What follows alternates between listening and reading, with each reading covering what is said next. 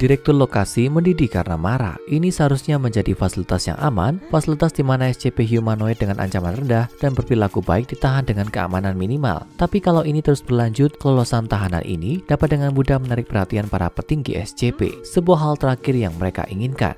Ada yang bisa jelaskan? Direktur menuntut berhenti sejenak untuk menenangkan diri. Mengapa kita memiliki begitu banyak kesulitan untuk menjaganya? Tetapi tahan, ini bukan kelolosan pertama. Tim keamanan saling memandang dengan gugup. Ya Pak, tidak ada yang pasti. Kami telah memastikan setiap orang memiliki protokol keamanan yang tepat, tapi SCP selalu tidak dapat diprediksi. Itu gadis kecil. Direktur mengebrak meja. Lihat protokol keamanan ini. Boneka binatang. Waktu main, gadis ini jelas bukan ancaman. Jadi apa yang terjadi di sini? Kepala keamanan bertukar pandangan gugup lagi. Anda benar Pak, spesimen bukanlah ancaman keamanan di sini, tapi para peneliti, SCP-2118 diamankan oleh organisasi dengan usaha minimal serta tim anggota yang lebih kecil. Setelah beberapa laporan tentang kemampuan uniknya diidentifikasi, dia tampak seperti anak normal di bawah usia 10 tahun dengan rambut oranye dan bekas luka panjang di pipi kanannya. 2118 mengklaim bahwa bekas lukanya adalah hasil penyerangan oleh orang asing di jalan. Dia mengkomunikasikan ini melalui bahasa isyarat karena dia jarang kalau pernah menyuarakan kata-kata. Namun dia mampu berbicara dan disitulah kemampuan uniknya berada. SCP-2118 tidak berbicara dengan suaranya sendiri dan masih belum jelas apakah dia memilikinya atau tidak. Suaranya hanya aktif dalam satu situasi, di hadapan orang tua yang kehilangan anak di bawah usia 18 tahun karena kematian. Dalam hal ini, hanya SCP-2118 yang akan mulai berbicara, tapi jarang dengan suara yang sama 2 kali. Karena suara SCP-2118 bukan miliknya, secara otomatis dan tanpa sadar pola suara 2118 menjadi seperti anak yang meninggal berbicara kepada orang tua mereka dengan cara yang mencerminkan usia dan jenis kelamin anak mereka yang telah meninggal. Suara yang terdengar disebut sebagai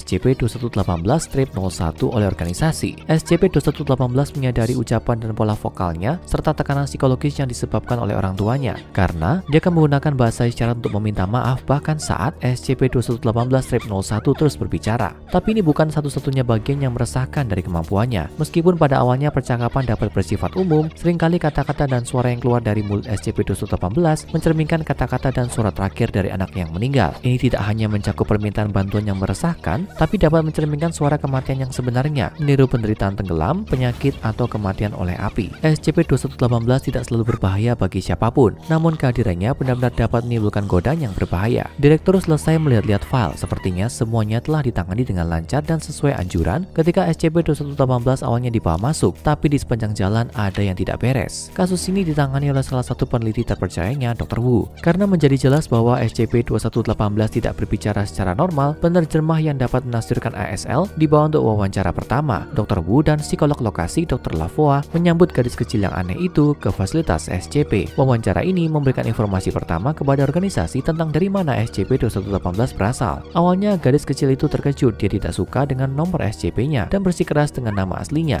Dia mengerti bahwa dia berada di semacam lab science, tapi mengira dia dibawa ke sana karena dia telah melakukan sesuatu yang salah. Dia merujuk pada seorang wanita yang menyerangnya dengan tasnya pada satu titik dan juga mengklaim bahwa setiap kali dia berbicara orang akan marah. Tapi kemudian dia mengungkapkan sesuatu yang lebih meresahkan. Dia tahu mengapa orang-orang marah ketika dia berbicara dari ibunya. Dia tinggal bersama orang tuanya dan pada suatu saat ibunya kehilangan bayi. Setelah insiden traumatis itu, setiap kali 2118 berbicara, dia berbicara dengan suara saudara kandungnya yang telah pergi. Hal ini menyebabkan ibunya menjadi marah dan karena malu memprovokasi 2118 untuk mengelem mulutnya sendiri untuk mencegah hal itu terjadi. Karena lemnya agak terlalu kuat, itu mengakibatkan kunjungan ke rumah sakit. Sesuatu yang dia pikir mungkin terjadi lagi di fasilitas itu. Tapi tidak ada yang yakin apakah dia takut akan hal itu atau berharap untuk itu. Lebih dari apapun, gadis kecil itu hanya tidak ingin orang berhenti berbicara dengannya. Organisasi ada di jalan panjang untuk memahami kemampuan SCP-2118. Dr. Lavoie dan Dr. Wu keduanya tampaknya memiliki hubungan yang baik dengan gadis itu, dan mereka tetap bertanggung jawab atas kasusnya. Tak seorang pun memiliki anak dan dapat berbicara dengannya tanpa kesulitan selama penerjemah hadir. Tapi untuk menguji kemampuannya harus ada eksperimen yang melibatkan seseorang yang benar-benar bisa mengaktifkannya. Dan kebetulan D-3498, seorang wajib militer yang bekerja di fasilitas tersebut, telah dihukum karena pembunuhan istrinya dan putrinya. Tapi eksperimen itu akan terbukti lebih dari yang diperkirakan siapapun. Segera setelah D-3498 dibawa masuk, SCP-2118 terdiam. Setelah sekitar 30 detik, dia menandakan permintaan maaf atas apa yang akan terjadi dan kemudian mulai berteriak sekuat tenaga. Dia berteriak memanggil ayahnya dengan suara sedih sambil menandakan permintaan maaf. D-3498 menjadi semakin marah, menuntut untuk mengetahui mengetahui apa yang sedang terjadi. Dia berjuang melawan pengekangannya dan mengeluarkan kata-kata kotor saat dia mendengarkan permintaan bantuan putrinya yang tercekik memohon dan akhirnya kematiannya bergetar.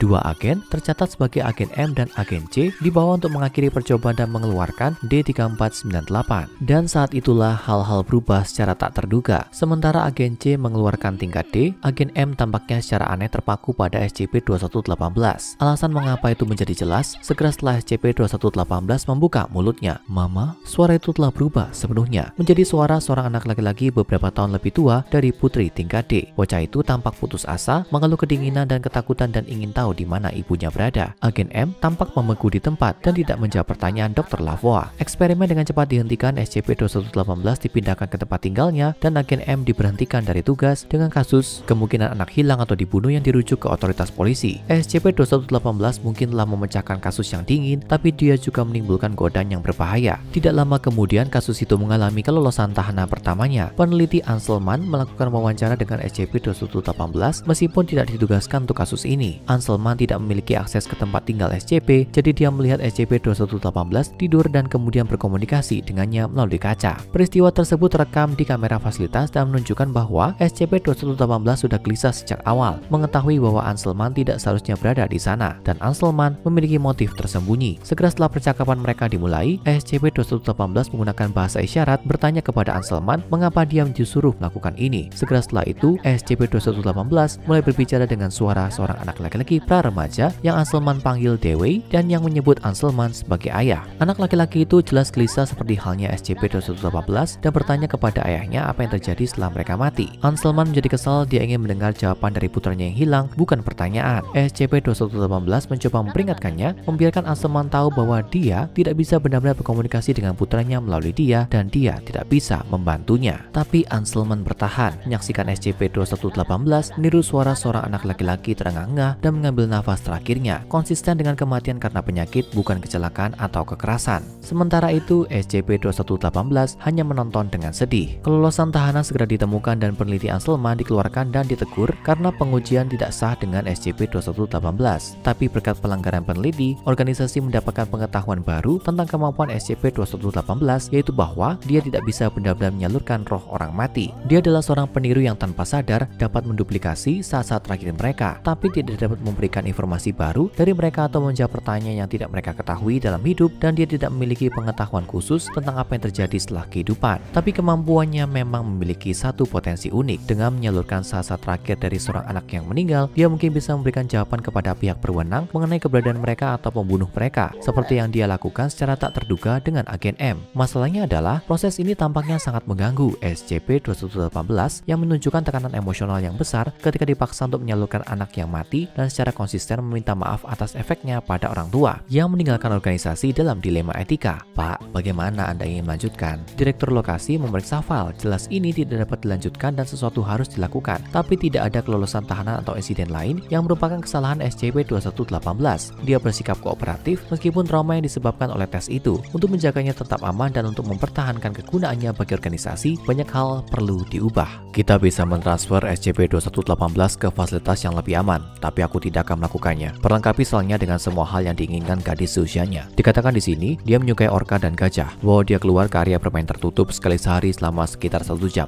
tidak lebih. Tapi yang terpenting, pastikan dia selalu bersama petugas yang bisa berbicara dalam bahasa isyarat. Dia tidak berada di dekat siapapun yang memiliki anak kecuali jika diperlukan untuk pengujian. Sampaikan parameter baru ini kepada Dr. Wu dan Lavoie dan pastikan untuk meningkatkan keamanan di sekitar tempat tinggalnya, baik untuk perlindungannya maupun yang lainnya. Tim keamanan bergegas pergi, senang telah menghindari kemarahan direktur. Direktur kembali ke file. Ya, dia telah memecahkan masalah untuk saat ini, tapi dia harus mengawasi lebih dekat fasilitas secara keseluruhan. Organisasi SCP melakukan pemeriksaan latar belakang yang ketat pada stafnya dan anggota tingkat D sebelum membawa mereka masuk. Tapi SCP tidak dapat diprediksi, dan kamu tidak pernah tahu apa yang dapat membuat seseorang menjadi risiko keamanan. Berapa banyak karyawan yang bekerja di fasilitas tersebut yang kehilangan seorang anak? Berapa banyak, seperti peneliti Anselman yang dipermalukan, akan melakukan apa saja untuk mendengar suara anak mereka lagi, bahkan jika itu di tengah kematian? Untuk kisah lain tentang anak yang tampaknya tidak berbahaya dengan efek yang tidak biasa, tonton SCP-053 Gadis Muda atau tonton video ini.